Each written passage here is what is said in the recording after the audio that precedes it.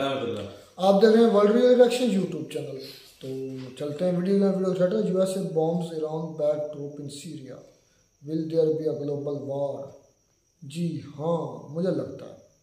खैर देखते हैं फिर भी वीडियो फिर इस पर देते हैं रिएक्शन। नमस्कार नहीं, वेलकम यू वर्ल्ड अफेयर्स। मैं प्रशांत धवन। नाउ आज के समय पूरी दुनिया में ये न्यूज़ वायरल हो चुकी है कि यूएस ने ईरान बैक्ड जो ग्रुप्स हैं इन सीरिया, इन पर बॉम्बिंग शुरू कर दी है। और यहाँ पे आप देख पाओगे इन पे article, US strikes 2 facilities linked to Iran backed militias. Now of course हम यहाँ पे ईरान के जो रेवोल्यूशनरी गार्ड्स हैं उनकी बात कर रहे हैं। इनकी बहुत सारी फैसिलिटीज को सीरिया में यूएस ने हैविली बॉम्ब किया है। और अब इससे देखिए डर धीरे धीरे ये बन रहा है कि क्या हम मिडल ईस्ट में एक बड़ी वॉर देखेंगे, क्या धीरे धीरे हम एक ग्लोबल वॉर की तरफ जा रहे हैं। क्योंकि ईरान ने यूएन में खड़े होकर यह कहा है कि यूएस को हम बख्शेंगे नहीं अगर गाजा वॉर लगातार आगे बढ़ती है। ना क्या गाजा वॉर लगातार आगे बढ़ेगी? मोस्ट प्रॉब्ली यस, चांसेस हैं कि इजराइल रुकने वाला नहीं है गाजा में। और अब तो खैर यूएसए ने एक बहुत ही बड़ा रीजन भी दे दिया है ईरान को रिएक्ट करने का। और इसीलिए ना दुनिया भर में जियोपॉलिटिकल एनालिस्ट्स अब ये सवाल उठा रहे हैं कि यूएसए बिल्कुल आप कह लीजिए एक ब्रिंक पे खड़ा है ऑफ ए ग्लोबल वॉर। बिल्कुल आप कह लीजिए एज पे है दुनिया। एक बड़ी वॉर हो सकती है मिडिल ईस्ट में। यूक्रेन में ऑलरेडी एक वॉर चल रही है। मिडिल ईस्ट में अगर बहुत सारे कंट्रीज इन्वॉल्व हो जाते हैं एक मेजर वॉर पे, तो it will be very bad for global economy. Already मैं देख रहा था कि जो ऑयल के दाम हैं, कच्चे तेल के दाम, ये धीरे धीरे बढ़ रहे हैं। अभी एक दिन में $1 प्राइस बढ़ गया था कच्चे तेल का। और जिस तरीके से टेंशन इंक्रीज हो रही हैं, पॉसिबिलिटी है कि कच्चे तेल के दाम हो सकता है, अगेन वॉर लगातार जिस तरीके से बढ़ रही है, $100 के आसपास फिर से जा सकते हैं। सो डिस्कस करते हैं इस टॉपिक को इन डेप्थ के हो क्या रहा है यहाँ पर। बहुत कुछ आपको जानने को मिलेगा, मगर आगे बढ़ने से पहले आपसे क्वेश्चन पूछूंगा। साल 2024 भारत के लिए होगा बहुत ही जरा स्पेशल, क्योंकि हम लोग लॉन्च करेंगे विक्रम-1 ऑर्बिटल रॉकेट। ना इसके बारे में आपको पता होगा, विक्रम-1 ऑर्बिटल रॉकेट भारत का पहला प्राइवेट कंपनी द्वारा लॉन्च किया गया रॉकेट होगा। और इसमें हम एक सैटेलाइट भी लॉन्च करने वाले हैं। मेजर स्टेप है इंडिया के लिए।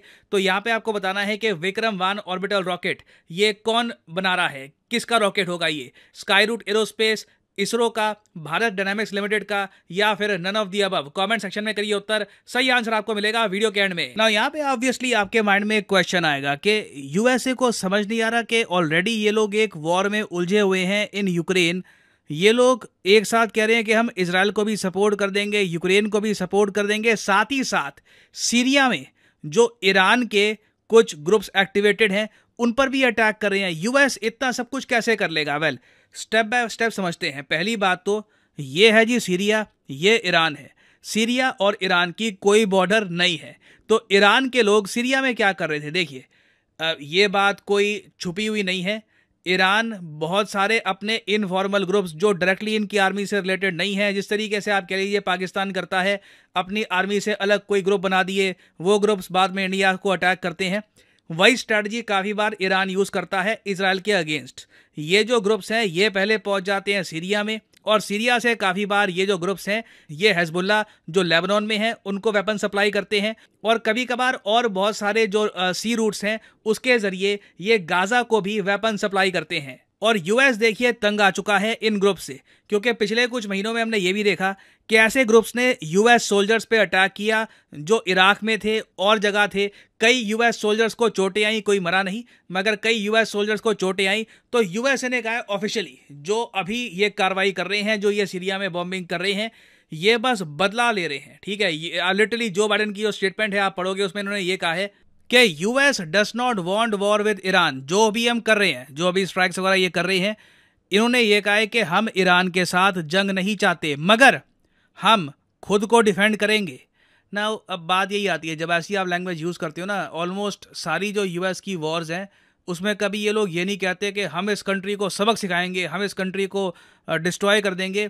हमेशा यूएसए का नैरेटिव ऐसा रहता है जिससे ये लोग दिखाते हैं कि मॉरली ये ठीक है, ये ठीक काम कर रहे हैं, कि हम खुद की रक्षा के लिए ये वॉर कर रहे हैं, मतलब कि अपने लोगों को बचाने के लिए पहले ही इस कंट्री पे अटैक कर रहे हैं। तो देखिए, जो लैंग्वेज है यूएसए की बहुत ही ज़रा कंसर्निंग है, मैं यहाँ पर पहली बात तो ये कहूँगा। और साथ ही साथ हमको ये भी देखना होगा कि जो बाइडेन हाल ही में हुई घटना को लेकर बहुत ज़्यादा फ्रस्ट्रेटेड भी हैं।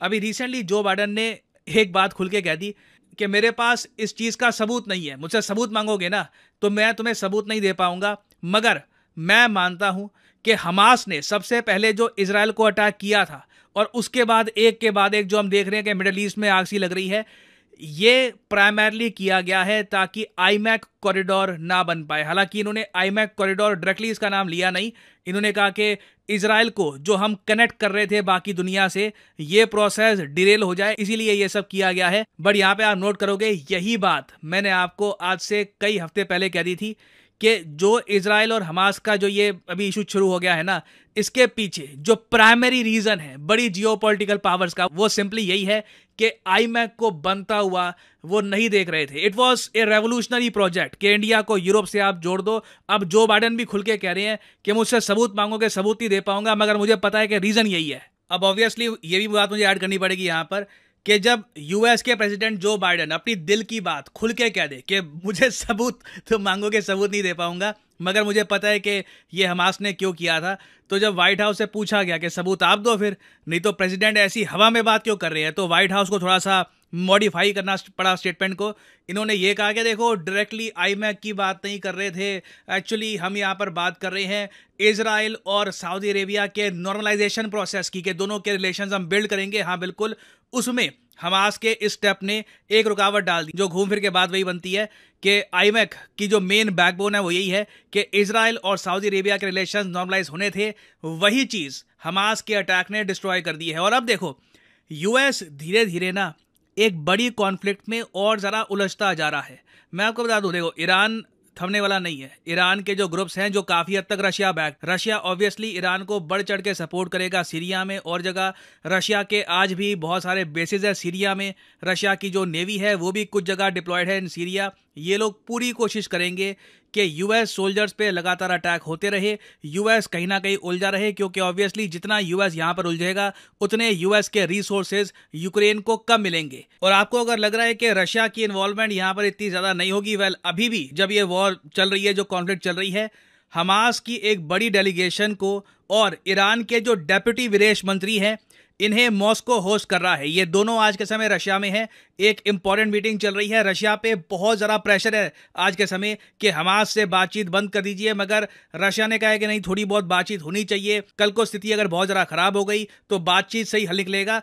तो अगेन देखिए, सिचुएशन मिडल ईस्ट में अभी नॉर्मलाइज नहीं होने वाली और पॉसिबिलिटी है कि कुछ बड़ा होगा। यहाँ पर मैप्स रीड्रॉ होंगे डेफिनेटली। गाजा का जो मैप है ये तो रीड्रॉ होगा ही, बट देखना होगा कि ईरान किस हद तक इस कॉन्फ्लिक्ट में खुद को इन्वॉल्व करता है इन द नियर फ्यूचर। खैर इंडिया के लिए बैड न्यूज़ ही है ये, क्योंकि तेल के दाम इससे लगातार बढ़ते रहेंगे। नाउ फाइनली वापस आते हैं हम लोग अपने क्वेश्चन की तरफ कि पहला प्राइवेट रॉकेट जो एक सैटेलाइट को लॉन्च करेगा, ये कौन सी प्राइवेट सेक्टर ऑर्गेनाइजेशन लॉन्च करने वाली है बहुत ही जल्द। तो सही उत्तर है यहाँ पर ऑप्शन ए, स्काईरूट एरोस्पेस। यहाँ पे आप देख पाओगे स्काईरूट एरोस्पेस ने ही रिसेंटली अनवील किया था विक्रम-1 को, that will launch satellites next year. Historic साल होगा भारत के लिए 2024। और अनअकैडमी के देखिए ऑफर चल रहे हैं आज के समय। ये जो ऑफर्स हैं इनको आप यूज कर सकते हैं टू गेट डिस्काउंट। तो कमेंट सेक्शन में लिंक आपको मिल जाएंगे, आप यहाँ पर कोर्स ओपन करके। वीडियो होगी खत्म।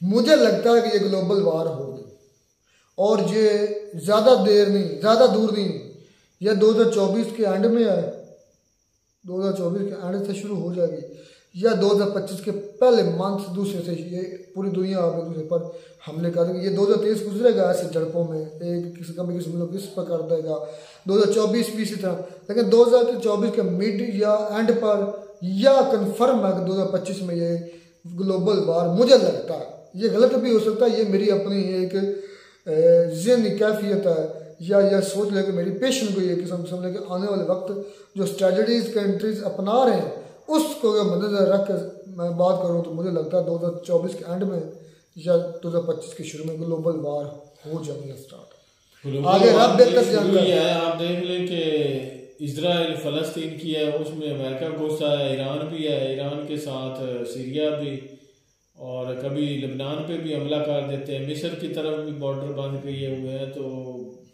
उधर से मेरे ख्याल में जो चाइना है वो भी तैयारी कर रहा है, ताइवान पर आजू बाजू में घूम रहा है इनके। तो ये मुझे भी लगता है कि ये आने वाले वक्तों में ना वर्ल्ड वार 3 जो है वो स्टार्ट होने वो लगी तो है। लग तो रही खैर है। जो लेकिन इस वीडियो में जो बताया गया है ना, यूएसए का काम नहीं बनता भाई, यूएसए का काम बिल्कुल नहीं बनता। बॉम्बिंग किया सीरिया शाम में, सीरिया में जो एक पहले ही तबाह हुआ मुल्क है जिसकी कोई हालत ही नहीं है, बिल्कुल खस्ता हाली है, जिसमें उसमें जाके दोबारा बॉम्बिंग कर रहा है इजराइल की सपोर्ट करते हुए। तो ये उसके लिए बिल्कुल गलत बात है। उसको ठीक है वो इजराइल की सपोर्ट कर रहा है, लेकिन ऐसे खुल्लम खुल्ला अपने जो एनिमीज है वो ना बढ़ाए, ये उसके लिए भी गलत बात। अच्छा मुझे भी लगता है कि ये जो India middle east Europe corridor है ना, या IMEC है, उस पर भी बहुत ज़्यादा, और ये मेरे ख्याल में पूरी गेम है ही ये, क्योंकि ये चाइना के जो रोड है, बुलेट रोड की क्या नाम है इनिशिएटिव, जो उनका रोड इनिशिएटिव है, उनको टक्कर दे रहा था, बल्कि उनसे ये बड़ा होने वाला था, जिसकी वजह से ये गेम सारी चाइना ने खेली है, मुझे ये लगता है। आपको लगता है ये हो भी सकता है, लेकिन इतनी बड़ी साजिश मुझे जो है ना ये चाइना की तो नहीं लगती। अगर ये कहा जाए ना रोड की बात ना की जाए, अगर वैसे की जाए एक आम सी जर्नल, तो मुझे ये लगता है कि इसके पीछे रशिया का हाथ है, रशिया चाइना दोनों होंगे। तो और ये वाजह हो चुका है कि भाई ग्लोबल वार तो वो तो लगनी है, जिस तरह की पूरे वर्ल्ड में सिचुएशन हो चुकी है ना, तो ये तो कोई नामुमकिन सी बात नहीं है। आपको लगता है कि अब इंडिया को कोई एक करवट लेनी होगी, यानी एक साइड पकड़नी होगी? बिल्कुल इस तरह ही है। पाकिस्तान किस तरह जाएगा? पाकिस्तान के ऑफिशियल जो हमारे जनरल गल्ला मुनीर जो है, उन्होंने यकीन दहानी जो हमारे बगैरत जो है उसने भाई जो है ना थोड़ी यकीन दहानी कराई है उस बगैरत के बच्चे ने। उसने कहा है कि यार हम आपके साथ हैं, तो पता नहीं फिर किस तरीके से हैं भाई, मुझे तो बातों में ही होंगे। नहीं बगैरत ने कुछ कहा है तो भाई हो तो कहा, ऐसे तो नहीं कहा। तुम बढ़िया खिलाफ बोल रहे हो उनके जर्नल्स के।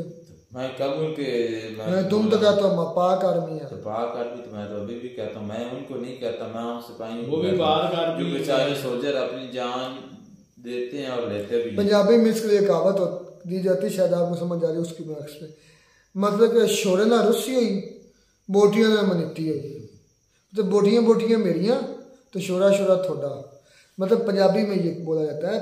उर्दू में बोले तो शोरबा जो होता है ना, जब गोश्त बनाया जाता है, उसमें शोरबा भी होता है, उसमें गोश्त की बोटियां भी होती हैं, तो पंजाबी में उसको कहा जाता है कि वो जो मतलब प्रस्त लोग होते हैं ना, वो जो मतलब चीज़ फ़ायदेमंद हो उसको अपने लिए समझते हैं कि ये ठीक है, और जो नहीं इतनी ज़्यादा फ़ायदेमंद उसको समझते हैं कि ये दूसरों के लिए है। आपने भी वही बयान दिया है, आपने जी, पर इसमें देखिए मेरा फ़ायदा क्या है? फ़ायदा है एक चीज़ का फ़ायदा ही है ना, कि मतलब ये भी बनता है का हाफ साइड जो है वो मेरी है, बाकी हाफ साइड लोगों की है, वो जाए। आपने ऐसे कह दिया जो दिन रात अपनी ड्यूटी बॉर्डर्स पर कर रहे हैं अपनी जान। लेकिन ये IMEC को मेरे ख्याल में अगर सऊदी अरब और इजराइल के ये नॉर्मलाइज हो जाते ना हालात, तो मैं कहता हूँ सबसे ज़्यादा इसका फ़ायदा इंडिया को ना था, क्योंकि ये रोड गुजरना था, ये किस्म का पूरा एक मैप था जो कि यूएसए को भी बड़ी जल्दी थी। यूएसए को भी बड़ी जल्दी थी, भाई जल्दी करो, यूएसए ने भी बयान दिया। हाँ और उसी मजेदार 60 दिन के अंदर ये जंग लग गई। इसका मतलब है ना पीछे कोई ना कोई है इसको सपोर्ट करने वाला, चाहे चाइना है चाहे रशिया या चाहे दोनों ही। किसको? ये इस हमास के हमले में या हो सकता है पाकिस्तान भी कहीं ना कहीं खुला बोल रहे हैं ईरान है।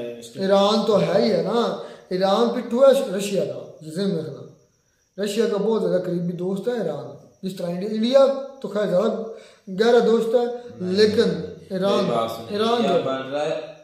अब ईरान जो है, ईरान इनका वाकई बहुत पुराना दोस्त है, जो इनकी जितनी भी को वेपन्स वगैरह इनके पास जो भी हथियार हैं वो रशिया की मदद से बनाए गए, और रशिया ने इनका बहुत ज्यादा साथ दिया हुआ है, क्योंकि ये भी रशिया के यूएस के खिलाफ है ना ईरान है शुरू से। लेकिन अब न्यूट्रल वाला जो सिस्टम है वो खत्म हो गया है। अब आपको किसी साइड लेनी पड़ेगी, ये आस्ता आस्ता चीजें बातें होती जाएंगी, वाज़ेह होती आपको लगता है कि इंडिया किस तरफ जाएगा? इंडिया रशिया की तरफ, जिधर रशिया होगा, मुझे लगता है। नहीं दिया कि भाई अपनी इंडिया इजराइल को साल लेके चल रहा है, फलस्तीन को भी एक अपनी उनकी अलग इमेज है, उनका अलग कंट्री की अलग हर चीज है, वो उनको अलग करेंगे। उनको क्या मतलब है उनसे क्या उनका नाम सुना भाई, आपको वाशी मुफाद देखे जाते हैं भाई। बिल्कुल। खैर जी, उम्मीद करते हैं आपको वीडियो चैनल को सब्सक्राइब कर दें। मिलते हैं नई वीडियो में, तब तक दीजिए इजाजत। अल्लाह हाफिज।